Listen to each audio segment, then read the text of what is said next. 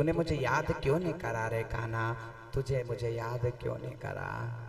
कृष्ण कहते हैं, सुदामा कहते हैं, ए कन्हैया, वो दुष्ट लोग होते हैं जो तुझे याद नहीं करते।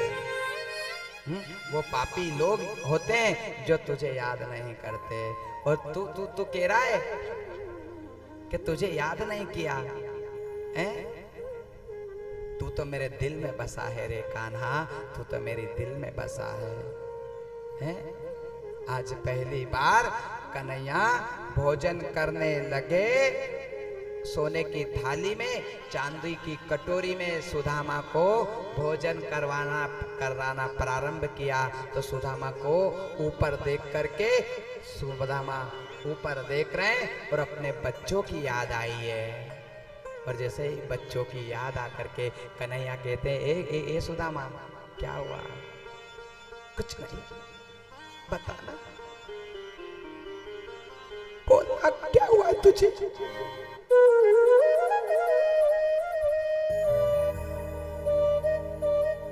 वारे नसीबा, सुदामा की आंखों में आंसू देख करके कृष्ण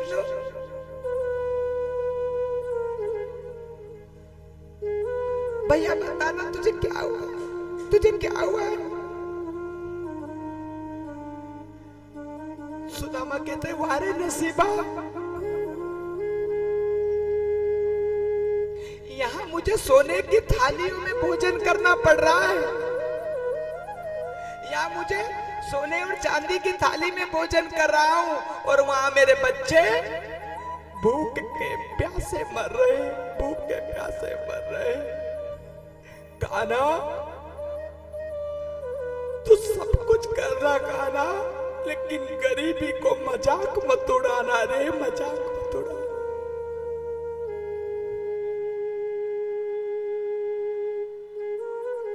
जैसे ये कृष्ण ने सुदामा को देखा, लिपट कर खूब रोए, खूब रोए, खूब।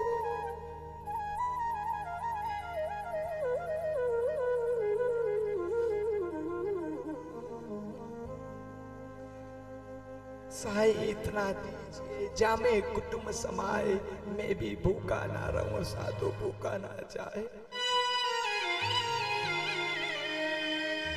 रुक्मणी, तू क्या चाहती है? तू क्या कह रही है कि इस दरिद्र ब्राह्मण को नहीं दूं?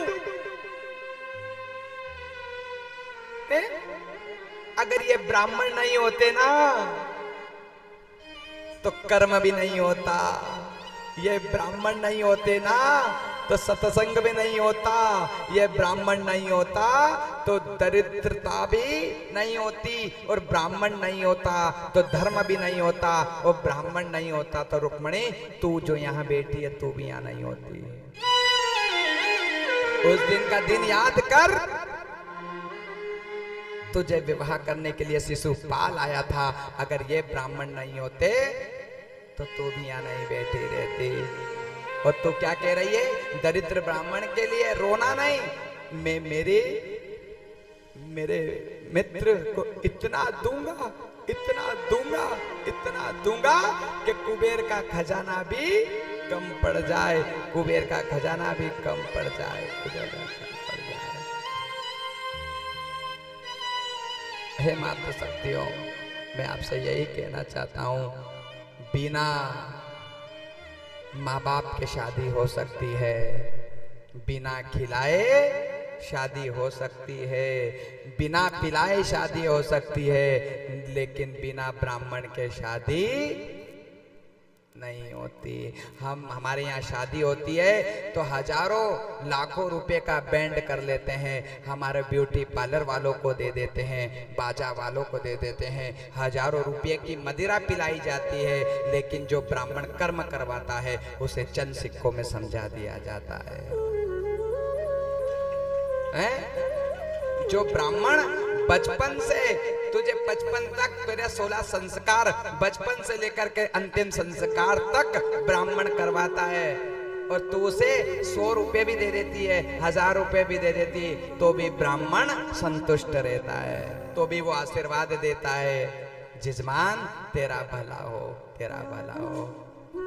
फोटो वालों को कहना अगर तुम पैसे नहीं दोगे तो वो फोटो बिगाड़ देगा, बाजे वाले से कहना अगर पैसा नहीं दोगे तो वो व्यवहार बिगाड़ देगा, मेकअप वाले से कहना अगर पैसा नहीं दिया तो मेकअप बिगाड़ देगा। लेकिन ब्राह्मण ही ऐसा ब्राह्मण है जो तुम्हारे पूरे पैसे देना या ना देना, दान दो या मत दो, लेकिन तुम्हारे संस्कार तो वो सुधार देता है। और जैसे सुदामा, आज रुक्मणी आई है और सुदामा ने हाथ रुक्मणी, कन्हैया कहते हैं रुक्मणी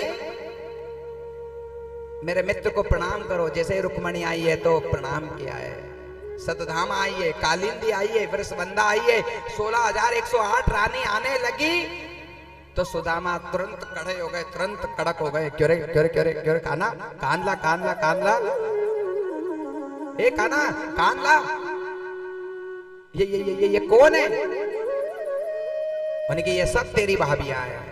कृष्ण कहते हैं ये कौन है? कि ये सब तेरी भाभियां हैं। सुदामा कहते हैं कि वारे कान्हा, मुझसे एक नहीं संभल रही है, लेकिन तूने 16,108 रानियों को संभाल रखा है। तेरी लीला तू ही जाने, तेरी माया का ना कोई पार, के लीला तेरी तू ही जाने। और जैसे ही सुदामा ने कहा कि भैया मेरे को कुछ न कुछ तो देगा ही सही, सुदामा के चेहरे पे खुशी आ गई। अब तो मैं मेरे राजा के यहाँ आ गया हूं, लेकिन राजा कितना कड़ू है। सुदामा को ये भी नहीं पता कि ये मेरी झोली भी छीन लेगा है। और जैसे ही उन्हें कि भैया, सुदामा कह रहा कन्हैया भैया मैं जाऊं, सुदामा कह रहे मैं जाऊं, तो कन्हैया के जाना, जा जा भैया जा जा। तो सुदामा जाने लगे और जैसे ही जाने लगे धीरे धीरे चलते हुए जाने लगे। और फिर सुदामा घूमे हैं, फिर नजर आए, क्यों रे भैया कोई कोई कोई कोई क्यों तू बुला रहा है मेरे को बुला रहा है क्या? ए सुदामा इधर देख तो क्या। फिर सुदामा धीरे धीरे चल के आए। क्या रे काना काना क्या ना, क्या कह रहा है, क्या कह रहा है? इधर आ इधर आ इधर आ। कन्हैया खड़े हुए और कन्हैया ने झोली को छीन लिया। इधर दे। अब भैया ये तो छोड़ दे। नहीं नहीं नहीं नहीं नहीं, अरे ये तो छोड़ दे भैया, ये तो दे दे। लेकिन जो वस्त्र थे वो भी छीन लिया। अब धोती को पकड़ने लगा, भैया मेरी इज्जत खराब हो जाएगी, ये तो रहने दे।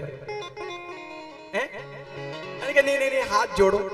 कन्हैया बैठ गए और सुदामा उन्हें कि भैया ये सब कुछ लूट लेगा, इसलिए आज सुदामा तुरंत जाने लगे और जाते जाते पहुंच गए। लेकिन जाते जाते पोटली को छीन लिया। सुदामा सोचते, मन में विचार करते जा रहे हैं, इतना अकड़ुए मेरे को कुछ भी नहीं दिया, और जो लिया था मेरे यहाँ से, जो मैं मांग के लाया था वो भी इसने छीन लिया, वो भी इसने छीन लिया, वो भी इसने छीन लिया। सुखदेव जी कहते हैं, राजा परीक्षित आगे की कथा मुझे और सुनाइए। आज मेरा ठाकुर ने जब देखा सुदामा ने, तो जहाँ कुटिया बनी थी वहां महल बन गया है। और आज सुशीला ने पहली बार डायमंड का हार पहन करके, सोने चांदी का हार पहन करके, आज पहली बार सुशीला इतनी सुंदर सजी है, जितनी सुंदर सजी है। और सुदामा को कहने लगी, आओ भैया सुदामा इधर आ जाइए, इधर आ जाइए। उन्हें कि ये कौन है? उन्हें कि मेरा बचपन का मित्र आया था। कौन? कि कृष्ण आया था। मेरे मित्र ने इतना दिया कि इतना दिया मेरी सरकार ने, जितनी मेरी औकात नहीं। ये तो कर्म है मेरे दाता का, वरना मुझ में ऐसी कोई बात नहीं। आज पूरा दे दिया। लेकिन उसी सुदामा ने कन्हैया तूने मुझको सब कुछ दिया है, लेकिन मुझे संपत्ति नहीं चाहिए ठाकुर, तेरी संपत्ति को ठुकराना चाहता हूँ। मुझे संपत्ति नहीं चाहिए, मुझे चाहिए तो सिर्फ विपत्ति चाहिए, मुझे विपत्ति चाहिए। संपत्ति को ठुकरा करके और वही कुटिया में जा करके परमात्मा को याद करते हैं। सुखदेव जी कहते राजा परीक्षित आगे की कथा मुझे और सुनाइए, कथा का समय हो चुका है, अभी हमें थोड़ी सी संक्षिप्त में कथा करनी पड़ेगी। आज सुदामा चले गए। सुखदेव जी कहते राजा परीक्षित आगे की कथा मुझे और सुनाइए। वही समय आया, श्री कृष्ण रुक्मणी को 1000 पुत्र हुए। रुक्मणी के कितने पुत्र हुए? रुक्मणी के